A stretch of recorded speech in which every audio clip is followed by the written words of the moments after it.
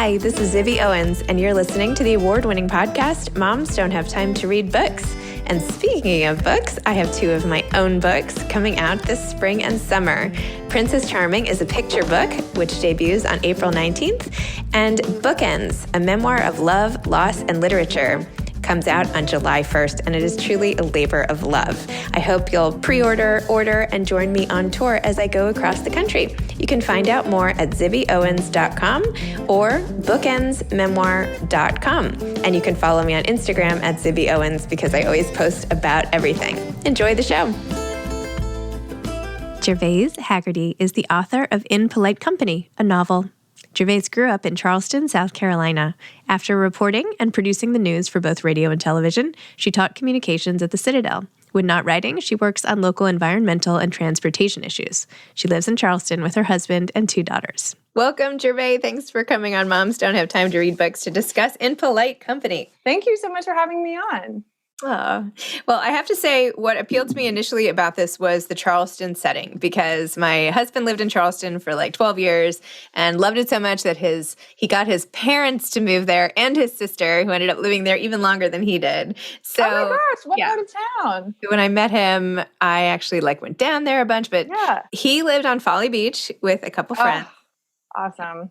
But he worked on Sullivan's Island for a while, and his parents lived in, you take the bridge and it's a little bit further away. Okay. Like probably Mount Pleasant or something. Mount Pleasant. Okay, there you go. Allendale? Does that make, there's an Allendale. That's even farther. Yeah. Yeah, that's where they lived when I met them. Oh, it's beautiful. Yeah, cool. So anyway, I got to go into that famous biscuit place, Callie's Biscuits. Yeah. The King Street area. She is quite a businesswoman. She's really hustled. It's kind of fun to watch from afar. Yeah. My in-laws had a crumb cake business. So they still have it, my sister-in-law. But anyway, at one point we were like, we should partner with Callie's Biscuits. Like, that would be amazing. Like, where's her facility? So anyway, I was like, I would love to go to Charleston. Thank you for asking. And it didn't disappoint. You have like all the places and everything. Plus, of course, this wonderful relationship. So could you please tell listeners what In Polite Company is about and what inspired you to write it? Sure. Okay. Well, I'll give my little pitch. In Polite Company, as you said, it's based in Charleston, which is my hometown. And it's kind of a peek behind the veil of high society here. So it's like an invitation to those beautiful antebellum homes along the water, into the fancy parties. So like debutante balls with kidskin gloves that go past the elbow, pearls, oysters. But I do say, it is stamped with a big fat warning label, there's sex, drugs, and rock and roll in here. And I like to think a little bit of a flick in the nuts to the patriarchy. Ooh. So it's been such a blast to write, and it's been just even more fun to talk about it. So once again, thank you so much for having me on. Of course. What I really loved was the depiction. Well, I mean, one of the things that stood out was this depiction of an older relationship, right? I'm going to mispronounce. Tito and Lottie. Yeah. Lottie. So hearing what it's like to be in the relationship that the grandmother is in, and watching that and the way you wrote their relationship, and then what she might have kept from him in the past and how that all starts trickling out. But also just, what does it mean to not settle? That's the wrong word. What does it mean to like settle into your relationship in old age and have misgivings or have whatever? And what does that look like? I don't know. I found that like really fascinating. So talk to me more about that relationship. Well, the second question you asked, and I was so excited to get my pitch, I just blew right through it, was the inspiration of my novel. And that is my grandmother, Aggie is her name. And when I was away for about a decade, I came back to Charleston in my late 20s. The city looked different. It felt different. I was different. I was licking my wounds from a divorce. And I'd come back and I saw my grandmother in a different way. I mean, when you have a relationship with your grandmother as a child, it's this like very sweet and pure and simple love. And when I came back, I saw her as a much more complicated individual. And we became really good friends. And she was a very curious person. She wasn't very necessarily feisty, but I knew if I could kind of run her around the city, we could go have a lot of adventures, and we did. And it made me think like, gosh, how many adventures did she not have just because of the times that she was born into, the circumstances, just the systems at play with just like males and females in the South, in the city, in the world. And then when she was in hospice, I was a wreck. I was a wreck, obviously, because I love her and I was just heartbroken that she was leaving this world. But I was angry because I thought what her life could have been. And it really just gave me this fire to start writing. I didn't ever intend to write a novel. I had this time, it was a catharsis. And so I was just writing and writing and writing and trying to process all of this, because I just imagined that if she were born at a different time, we just would have been these two best friends exploring the world together and making up our dreams and chasing after them. And so, I don't know, I feel like I just wanted to give her a wild side that, I don't think she ever was encouraged to have. That's so cool. It's like the Back to the Future grandmother edition. Yeah. I love that. Right? Because I would love to hang out with my grandmother too. Like, what would she be like if we were the same age? I mean, I miss her terribly, but she was so feisty and funny and had like the best sense of humor. And I'm like, sometimes I think the same thing. It's like, okay, well, if she were here today, she'd probably be on Twitter all the time. You know what I mean? Like, she'd have like a totally different life and we'd probably be friends. I think there's something about that skipped generation that makes it like okay to be really close to your grandmother no matter what. It is true. Because you can't tell your mom everything. I didn't. And there is that kind of buffer. That's. And I loved like how perfect it was, the one scene where you have her stretching and doing her ballet at the bar, right? And the mom comes in and of course the granddaughter gets in trouble for letting her grandmother stretch. I'm not speaking very coherently, but like there's a scene in which the grandmother has her leg like up high or something like that. And the mom comes in and is like, what are you doing to your grandmother? She's going to fall. She's going to break her hip, whatever. And there's this like conspiratorial glance, right? Like, it's okay. Like, it's okay. This is what she wants to do. But of course, the mom is the bad guy, right? Yeah. Yeah. And that's another just interesting part of just aging. And, if you do the things you love, you're not going to be able to do anything much more, but maybe just go out with the bang. And so my grandmother was a beautiful woman. She used to walk the streets of Charleston. Everybody knew when Aggie went for a walk. I mean, she kind of walked with this little strut and all the men would come out to the piazza. And my Aunt Susan even wrote a poem about her once. And it goes, some moms have this and some moms have that, but I've got a mom you can whistle at. And she was never a dancer, but it was really easy for me to imagine because she was just so elegant. And so that is sort of how that all came to be. And then I wanted to give her that backstory, that passion, that desire, that like untouchable dream that a man didn't have his hands on. Wow. Do you have a picture of her? I do. I have a younger one, but I have to like run far away. But this is her ring I wear every day. That's gorgeous. That is so gorgeous. Yeah. So it's like sometimes when I don't write, I kind of give it a little, Yeah. So. Well, you're like stunningly beautiful. So I would not be surprised that she is also. You're sweet. I have not put on makeup or washed my hair in 6 days. So until today. Well, then I feel even worse. Okay. Wow. Yeah. It's just crazy to think of what life would be like and what maybe our lives will be like in future generations. But anyway, wait, so tell me a little more about, you didn't think you were writing a novel.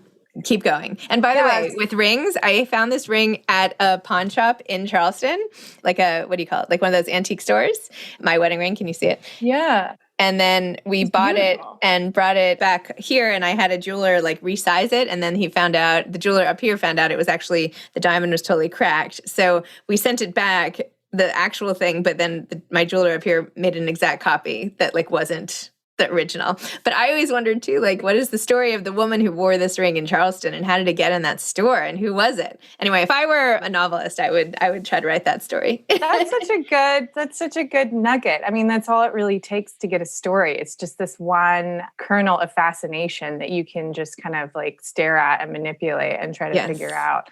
I was a professor at the Citadel, which is the military college here. And I had these breaks. So I had summers off. And one was a summer my grandmother was in hospice. And it was my second child was an infant. And my first maternity leave, I mean, I love being with my baby, but I was going bonkers, not using my brain in a way I was supposed to. It was like bad. It was just, it was not healthy, I don't think. And so this next go around with this next kid, I'm like, I'm going to have somebody for 3 hours a day, just 3. And I'm just going to do something. And then through the whole situation with my grandmother, it became writing. So that's how it got started. And then I just got obsessed. And I think in life, if you find something that you're just like, nothing is going to get in your way, maybe that's the thing you need to be doing. And so when I really worked hard on this novel for years, and then I just networked my tail off, and I met as many people as I could. And I begged this woman who's a New York Times bestseller based on the Isle of Palms to read my manuscript. It took her about a year, but not too long after she did, and she gave me great advice, she kind of connected me with my editor. Like I had an offer with HarperCollins before I had an agent. It was all just a real fairy tale dream. So I tend to get things I want through the back door, but it works for me. Yeah. Wow. So that's kind of how I was doing that. And then I took the leap, leaving my job, which was great. I absolutely loved it. I mean, it's a military college, so I wore a uniform. I had shoulder boards and a beret. No. I was teaching all these handsome 18 to 22-year-olds. There's some women there too. Yeah, it was a tough decision. Wait, what were you teaching them? Communication. So I used to work, this won't be surprising, you're having read it. I used to work as a news producer and reporter. So that's what my main character does. So I had that, and I have my MBA, and that's how I got to be teaching at the Citadel. It was so fun. So anyway, but then my husband and I, we just made this big financial plan of how we would save our money. So I had enough cash for a year where we weren't dipping into our savings, that if I didn't sell the book, we wouldn't be in a financial panic. But fortunately, I did. Wow. That is so cool. Good for you. Yeah, for like taking the risk and just doing it. How old are your kids now? 6 and 4. Wow. Oh my gosh. See, this just goes to show all this determination, right? Like books take time, but like it can work out, right? It can. I mean, I really think like it is sheer will. I mean, I'm just going to do it. That's how I feel. And I'm almost done with this next one, and I'm just pushing constantly. Tell me about the next one. Oh, well, okay. So it's so hard to sum up something, but I'm going to do my best. So I like to think of it as in 4 parts. So this is my first book, as you know, is first person in one perspective. This next one is 4 different perspectives. One is an older woman, and sort of the root cause, her motivations are the secrets we keep from the people we love to protect them. So you probably have somebody in your life who, like, you know something about that person, and they might wail against you. They might, be mean or say something. And you could reveal this one thing and it would just shut them up. But you would never do that because you love them so much. So that's one character. Oh, and it's all based on an island off the coast of Charleston. And you'll also head back to Charleston because I'm a Charleston writer, at least for now.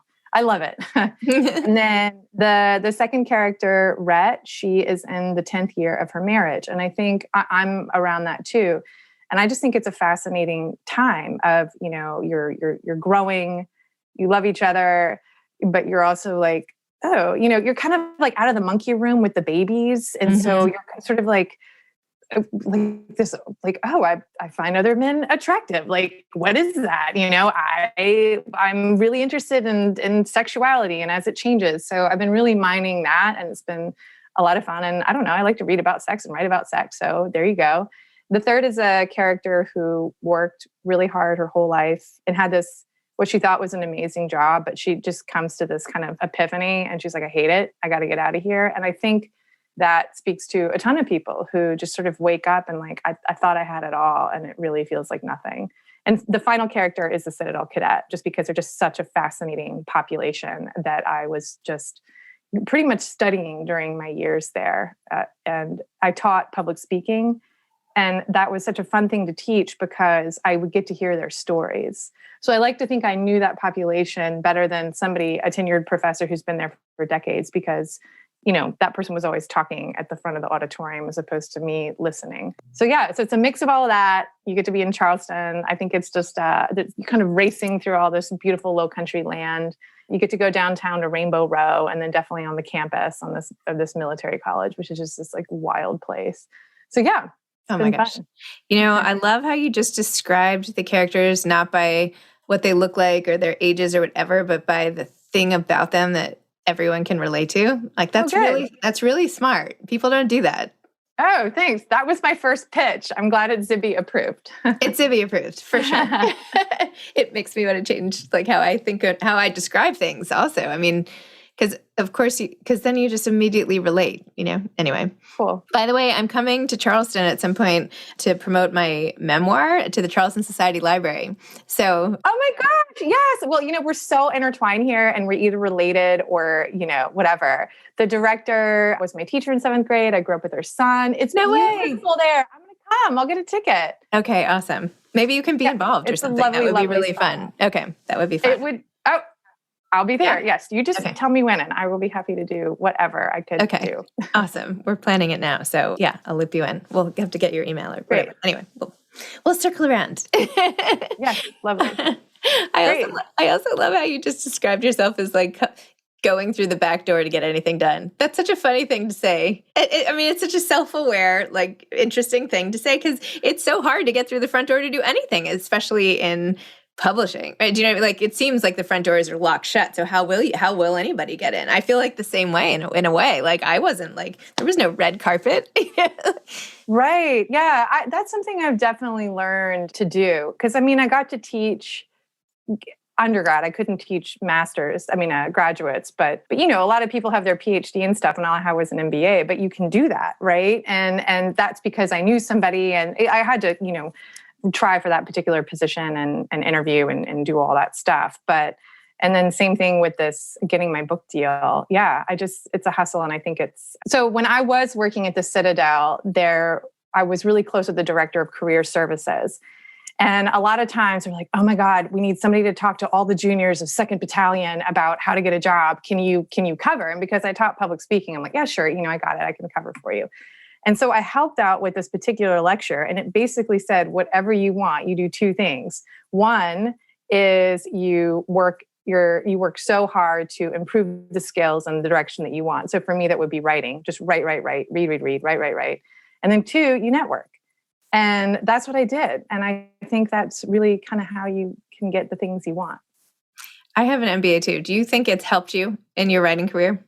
Like what pieces of it have helped? I've read your bio. You have a much fancier MBA than I do. Doesn't matter. I'm just asking the program in general. God. I mean, I truly don't know I don't mean to diss the Citadel, but I mean, you had it at Harvard, right? It doesn't matter. Like, you teach like management and all the things and finance, accounting and marketing and like all the stuff. Like I remember when I was at school, somebody raised their hand and said, if you're an author, you're still selling a product, but your product is words, right? You're manufacturing your own product. Yeah. But then you still have to market it just like anything else. It could be a can of Diet Coke or it could be, an 800-word essay, but you have the same responsibility to get it out into the world. Doesn't matter what you are. I completely agree with that. Our particular program, I don't know if it was like so holistic that it would, I don't know.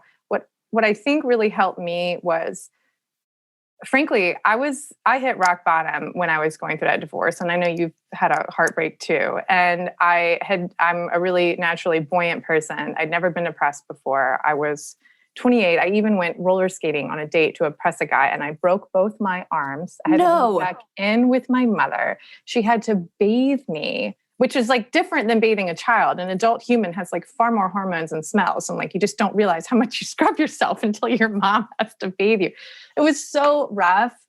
Zibby, it was such a hard time in my life. And I had to crawl myself out of that hole. And it was just, I think that was like a big lesson. And so kind of ever since I've just been like, I haven't stopped. Like I got out of the hole, but I'm just continuing to move forward. And I'm just really grateful that I never want to do it again. I feel like that has to like reach me to the next level of awareness. Like it was so hard, but I'm really glad for that experience, the heartache that I felt that is something I can always tap into when I'm writing a scene, trying to channel these different characters. But I think it was more just the life experience of being knocked down flat that I can be thankful for that. Yeah. How long had you been married? Only like a couple years, but he was my college boyfriend and he was a sweetheart. He was a total gentleman. And he's not Trip in the book because if he was Trip in the book, no one would understand why she didn't love the guy. I was just at this point in my life that was like this peak of like arrogance and naivete. And I just thought I was better. And then I get out in the real world and I get back on the dating scene and I'm like, oh my God, women are treated like this. Like I just had no idea. I was so protected and loved by him. And it was shocking. And so that brings in that kind of Me Too moment experience within my novel. And that also really got me thinking about, at the time, I'm trying to date, I'm trying to recover from all of this. And I'm with my grandmother and I see her at the end of her life, at the end of this very long marriage with, as much as we make progress in the world, like in the boardrooms, like as soon as that bedroom door shuts, it feels like, at least for me, I was tipped back into that power dynamic where the man was on top and I was unsure. And is this right? Is this what we do? I don't know. And I think as a collective group, I think we're teaching our daughters to trust our guts better. But I was kind of amazed at somebody who was nearly 30. I just didn't. I was just blindsided.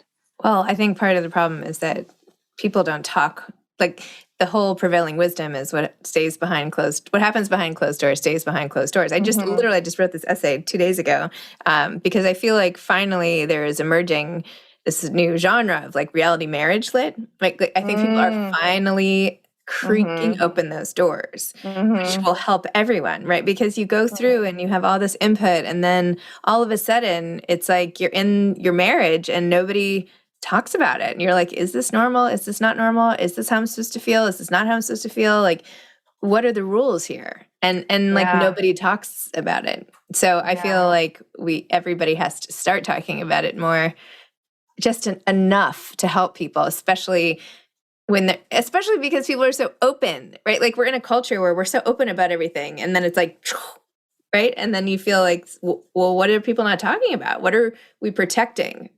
Like what's going on? I've heard kind of, people looking at Americans are like, we traipse around in thongs, but we're actually quite puritanical, when it comes to, it's just this funny. And I get that. And that's why, I guess I just was so interested in exploring this, that particular, like kind of the main dynamic is that Rhett and her husband. Yeah. And I've been listening to a lot of Esther Perel and just like reading a lot of that kind of stuff. And I'm just, it's fascinating to me, which makes it an absolute blast to write about. And good thing my husband is like a strong man because he's like, what is she doing all day? He's a good guy. You can put up with a lot. What is the name of your next book, by the way? I don't know because, all right, so my other book, I was originally titling it Zinnias because of, the flowers are quite throughout the novel. And then I got my New York editor who I love, but she kind of just, she tells it to you like it is. She's like, Zinnias sounds like a gardening book. Can't be that. And so we just went through this whole list. It took forever. And at one point I threatened to tell her, look, if you don't pick one of these titles I've given you, I'm going to call it South of Broad Broads. And if you know Charleston, you know South of Broad. Anyway, so we came up with this title, which I think is great. But at this point, I'm like, I don't really know. I kind of want to call it The Secrets because there's this place that's in question that these people go to that the family is aware of, but they're not sure who the land belongs to and what those people are doing there. And I think it's kind of a cool title. I also know there's a book called The Secret, and is that confusing? And does it say enough about what the book is? I don't know if it's paired with like a low country marsh. Book covers are tricky. Because also with this one, when they first gave me, I love this cover. It's really fun, isn't it? Yeah. Book cover designs. It was the same sort of stuff you put on your typical beach read, which I was really nervous about because I'm like, you have to show some edge. Otherwise, if someone's going to open this book and they're going to see some grit in here and they're not going to like it because it wasn't as advertised. So it's like, we have to show something other than just a sunset, So anyway, I feel like this at least it matches the tone really well. It's true. I love it. Very cool. Particularly the high tops. The high tops on the dress is a nice touch. Thank you. Can you imagine being like I'm sure this didn't actually happen. I'm sure it's like photoshopped or something. But how fun would it be? It was originally a blonde girl cheerleader, and then they did the hair, and then I made them put on the Chuck Taylors, but I had them remove the the label, because otherwise it just looked like that shoe would have been a part of the book and it wasn't. So I didn't want to have too much attention. Anyway. Wow. Very cool. You kind of got to know in the publishing world, like what you can push on and what you don't want to push on. And so that was one of the things, was like, I'm just going to be a little pushy here. And I'm glad I was. I was so pushy about my cover for my memoir. We went through so many rounds. I was literally emailing my editor. I was like, you're never going to want to work with me again. Because I was it's hard. I was like, it just can't look like this. If it looks like this is not representative and this is not what's inside. And anyway, I do think covers are super important, unfortunately, book by the cover, but nobody has that time. Yeah. So, anyway. Well, I love this one. I think it's so cute with your... Thank you. Thank you. And I noticed how the watch just kind of turns, so you think about the time moms don't have time to. Or did you do that on purpose? Literally, this wasn't the cover. This was going on in my kitchen, and my husband took this picture. What? Really? During the pandemic. Yeah, it was not posed. Like, I was freaking out during the pandemic, and he was like standing in the kitchen with me and just took that picture. We were trying to bake. I'm so impressed, because I was like, also, I like how she has her kids, but she doesn't, I guess she did choose not to show their faces. So I feel like the one, he took a few in a row, and the other one you could see their faces, but he happened to take a bunch. That is cool. Yeah. My other cover was posed, the first one, but this one was just like a pandemic moment. But anyway, okay, last question. Advice for aspiring authors. Do you have any advice for aspiring authors? Oh, tons. But I'll just stick with, you just got to put your butt in the chair and you just have to write. And you're going to have a nagging little voice saying, is this good enough? Who's going to read this? And there's zero point in paying attention to that, because it doesn't move you forward. It does not make you a better writer. The only thing that's going to make you a better writer is to just keep writing. So give yourself goals. For me, it was 1,000 words a day. And if I didn't hit 5,000 by Friday, I'd work on the weekend. You treat it as a job, and just be easy on yourself when it comes to, that little voice. But also, it's hard work. And if you want to get your foot in that door, the back door or the front door, like, you have to have a completed manuscript that you've really given it your whole heart. Amazing. I love it. Thank you. This has been so fun. I've learned how to do a reel. I guess that was before we started filming. I learned how to do time-lapse photography, more about cover photoshopping. I mean, this is great. Thank you. All this knowledge. Well, let me know when you come to Charleston. I'd love to show you around. I can take you into some of these homes, and if you'd ever want to. Or come to my childhood home. It's really cool. It's all just within walking distance of that library society. It's a beautiful space. So I can't wait. You're gonna have a blast. Yeah. Okay. All right, I will definitely be in touch about that. Wonderful. Well, thank you again so much for having me. I know you've got so much going on, and you interview the coolest people. I was like, she interviewed Leanne Moriarty, and she's going to interview me. Yeah, I have all her books here. I just meant to anyway. Yeah, I'm a huge fan. Oh yeah, she's awesome. That was about When Apples Fall. Yeah. Anyway, yeah. Okay. All right. Okay. Thank you so much. Have a great day. Bye-bye. You too. Bye. Bye. Thanks for listening to this episode of Moms Don't Have Time to Read Books. Don't forget to follow me on Instagram at Zibby Owens and at Moms Don't Have Time to Read Books. Also sign up for my newsletter at zibbyowens.com and sign up for my virtual book club and meet lots of authors on Zoom every other week. Thanks so much to Steve and Ryan at Texture Sound for the sound editing. And thank you to Morning Moon Productions for providing this fantastic intro and outro music.